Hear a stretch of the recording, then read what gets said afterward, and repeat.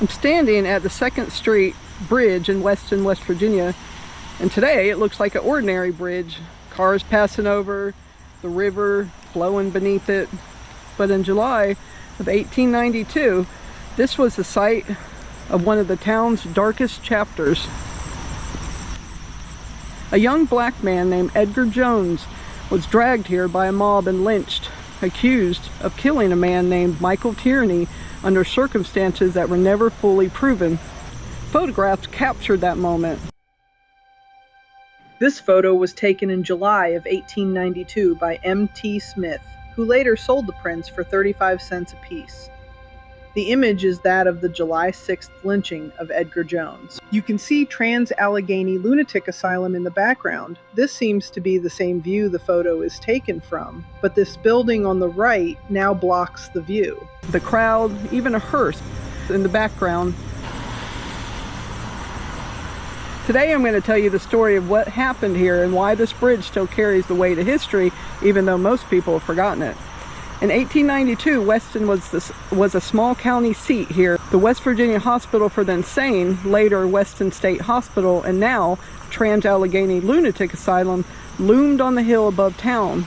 Iron bridges spanned the West Fork River through a place already known simply as Weston. Life moved at a pace of horses and buggies. This was the age of the horse-drawn hearses, black carriages with glass sides so mourners could see the coffin. On July 5th, 1882, Michael Tierney was a 25-year-old white man, and he was found dead. Newspapers said he died of an altercation involving Edgar Jones, who was a 22-year-old black man. Some claimed Michael was struck during a quarrel, and others suggested Edgar tried to interfere with the hearse and maybe steal the hearse, and that Michael's death followed. There is another version of this story. Some accounts say that Michael Tierney may have worked 2 jobs, one as a hotel proprietor and another as an undertaker. According to the Shepherdstown Register, July 8, 1892, on the night of July 4th, Edgar Jones was employed as a porter at the Commercial Hotel when he went on what the paper described only as a spree. Tierney, acting in his role as proprietor, tried to remove him. In the confrontation that followed, Jones stabbed Tierney in the heart, killing him almost instantly. Jones was arrested and placed in the county jail. From the start, there was talk of a lynching, but a local clergyman, Father Tracy, kept vigil with Jones and held the mob at bay until the early morning hours of July 6th. Around 2 a.m., however, Tracy could no longer hold them off. Roughly 25 masked men battered down the jail door, dragged Jones to the nearby bridge over the West Fork River, and fastened a rope, one end around his neck, the other to the bridge. Within 5 minutes of seizing him, the order was given to push. Edgar Jones was hanged at about 2:05 a.m. Afterward, members of the mob fired repeatedly into his body, leaving it riddled with at least 24 bullets. By 3 a.m., the crowd dispersed and Weston fell silent once again. Friends of Tierney, who had refused to bury him until justice was done, prepared at dawn to take his body for burial. The exact truth was never established. No trial, no sworn testimony, no official cause of death. What we know for certain is only this: Michael Tierney was dead, and Jones was accused, and the town was outraged. They put a rope around his neck and hanged him over the river in full view of the asylum's stone towers. Period photographs preserved at West Virginia University shows the aftermath. Crowds pressed onto the bridge, wagons pulled close, and among them a hearse.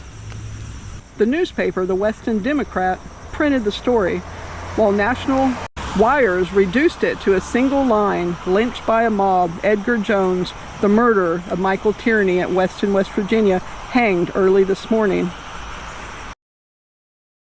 In the broader picture, Edgar Jones was one of many. In the 1890s, it was the peak era of lynchings in West Virginia, when accusation alone could be enough to end a life, regardless of your color.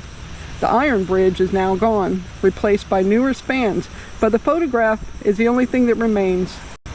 Standing here today, the river still runs below, the asylum's still in the distance, but only the memory remains. It's a place where history lingers in the air, reminding us how quickly anger can turn to violence and how easily facts can be buried alongside the dead.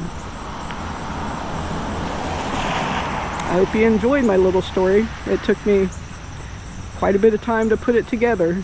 A lot of these stories, you know, I get from newspapers that I then read and transcribe by hand, and you know, then I start searching for the people, etc., etc.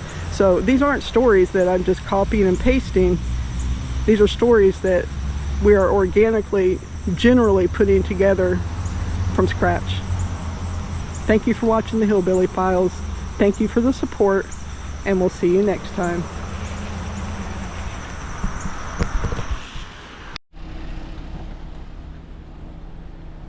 Hey guys, I am right, Trans-Allegheny Lunatic Asylum's right there, and this is the 2nd Street Bridge from a different angle.